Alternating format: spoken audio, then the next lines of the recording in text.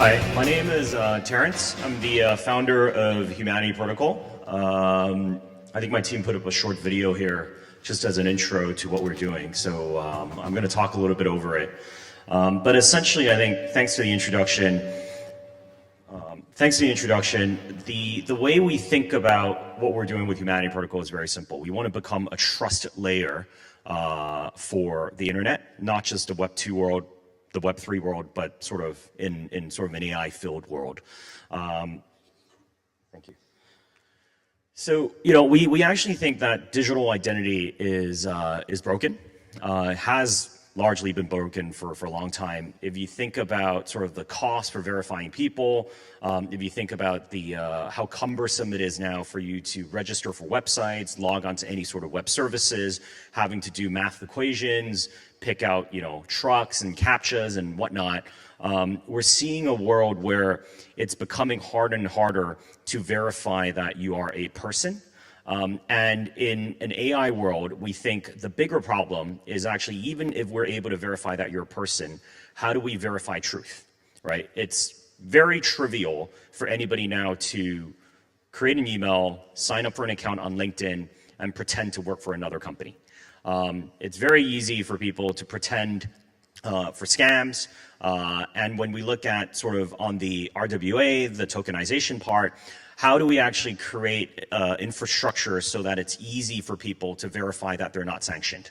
How is it, how do we create technology to make it easy for people to have KYC credentials so that they don't actually have to go do KYCs all the time? So with Humanity, what we've built is a layer 2 blockchain, EVM compatible, where the focus is on integrating credentials directly into blockchain itself.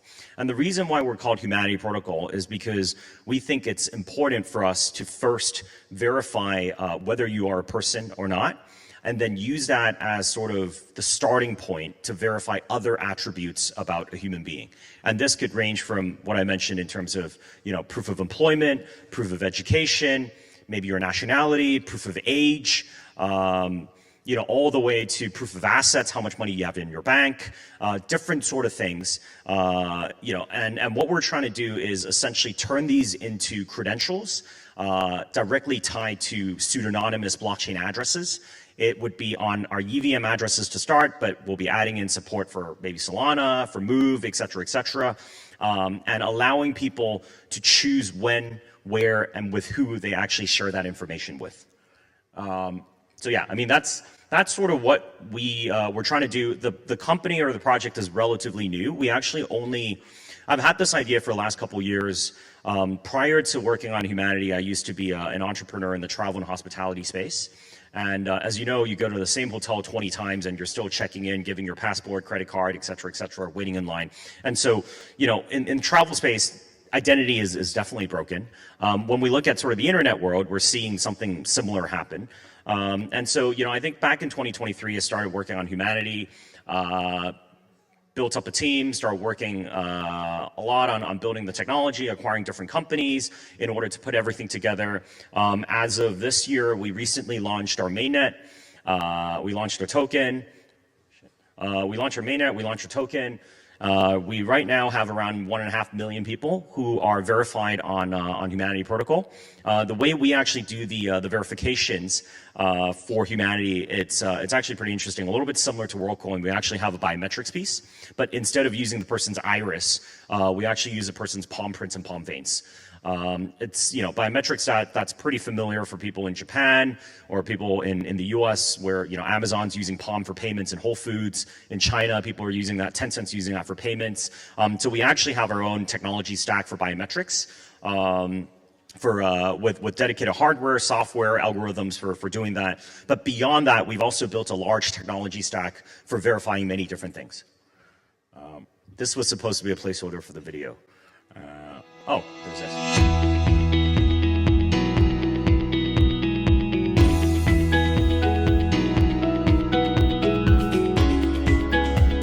So I'll speak a little bit over this because it's really interesting compared to, can we turn the volume down? Yeah, so unlike sort of WorldCoin, where the whole idea of verification with the iris where it's just purely about proof of personhood. For us, it's also about building utility in different sort of use cases, right? And so we have our own dedicated hardware. I think somebody from my team has one running around. So after this, you're welcome to come to me and we can show you how it works. But the idea is that we want to make use of different use cases, right? Whether it's for payments, whether it's for access control. I'm also going to speak about the fact that we're announcing a partnership. Let me see. Different sort of use cases. So for example, one very interesting use case that we have is ticketing. So recently we acquired a company called Moongate, which is one of the biggest ticketing platforms for Web3 events. So if you go to ETH Denver, you go to Token 2049, even BTCON, a lot of the ticketing is actually done by Moongate. And so as of a couple months ago, Moongate is now part of the Humanity family. And what we're now starting to do for the hundreds of events over 2026, there will now start to be the ability for people to actually pre-enroll, for example, their Palm, tie it to their ticket for an event, starting with the crypto events, and then maybe access these events in a much more efficient way through a dedicated line because of the Palm enrollment. The very first event that we're actually doing that is at Token 2049. So for some VIP tickets, speaker tickets, and probably for a lot of you who are attending Token 2049, you'll be getting emails soon saying, hey, you know what, you can enroll into Humanity. If you enroll your Palm through the app, there's going to be a dedicated line for people to actually access the event faster without having to search through their email for a QR code or prove their ID or whatnot. So I kind of jumped a little bit to that, but so for us, the interesting thing with Humanity is that, as I mentioned, it's about verifying that you are a person to start, and then verifying other different sorts of attributes, right? And these attributes include employment, education, all the way to some things that we think are not necessarily about security or fraud, but actually more about sort of marketing and being able to prove out yourself. So, for example, if you go to the Humanity app, right now it's app.humanity.org, you'll actually have the ability to go verify a number of different things. We decided to start with the travel sector because that's sort of my experience. You'll have the ability to actually use our ZKTLS stack to go verify, for example, that you are a diamond member on Emirates, or go verify that you are a platinum member on Marriott Bonvoy and you've spent 20 room nights over last year. And all of these things, what's happening is it's privacy preserving. We're generating a zero knowledge proof to attest to the fact that you have the status, or you have a certain number of miles, or a certain number of points.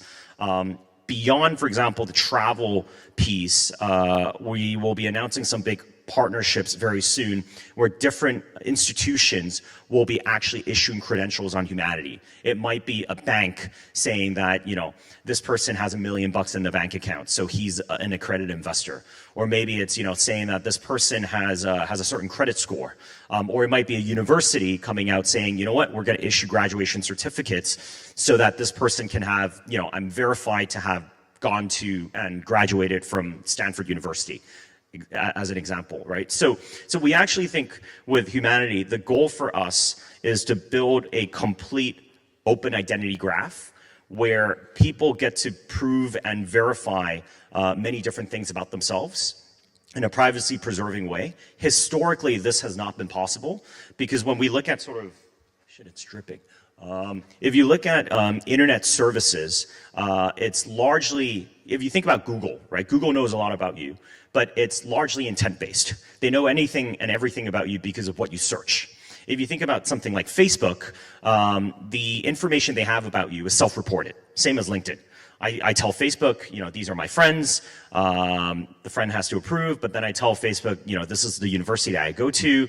These are places I've been, et cetera, right? What we think is important in sort of a world filled with AI and such an easy ability for people to fabricate things is for information to be verified, turned into credentials onto the blockchain, and then giving users ultimately the power to choose who and where they share that information with, right? And so, some use cases that we have coming out very soon would be, in Web3, it's looking at fare drops. We're already partnering with some projects. We did our own fare drop where, you have to be Sybil resistant in order to receive an airdrop. Looking at cross-chain reputations. We're now speaking to some big DAOs on looking at one person, one votes. If you think about DAOs, historically, it's all about the richer you are, the more say or votes you have because it's proof of stake. So looking at potentially even our own DAO having a bicameral system where maybe certain decisions are made on a one person, one vote basis, and some decisions are based on proof of stake. And then looking at sort of different type of credentials, right? Maybe it's, a proof of asset on chain for, a DAO of millionaires. Or maybe it's even looking at DeFi protocols where you can do under-collateralized lending because you already prove that you have a certain credit score or you have assets off-chain. When it comes to sort of the Web 2 world, we also think that, because of the APIs and the SDKs that we're building with humanity, there are many different use cases, right? Just now, I mentioned the fact that we have the ability already on the app for people to prove what sort of travel statuses they have. In fact, we're going to be announcing a big partnership with one of the major airlines, and they're actually going to be airdropping miles to our users based on some of the credentials they have with their competitor airlines and other hotel groups. So we actually think when we think about sort of marketing and even sort of offers and rewards in the future, it's no longer going to be Google's trying to guess who you are based on your intent. Or self-reported information like Facebook, but it's actually going to be, okay, I'm verified and proven to be a frequent traveler, and so brands might want to target me for this. Or I've verified that I spend 40 hours playing games on Steam, so any new game developer might actually want to be rewarding me with points, discounts, et cetera, et cetera. All right, so for us, humanity, we're pretty young, pretty new, growing pretty fast. We recently launched our token, which is used for staking in order for credential issuance, used for verification fees, obviously gas fees for the blockchain.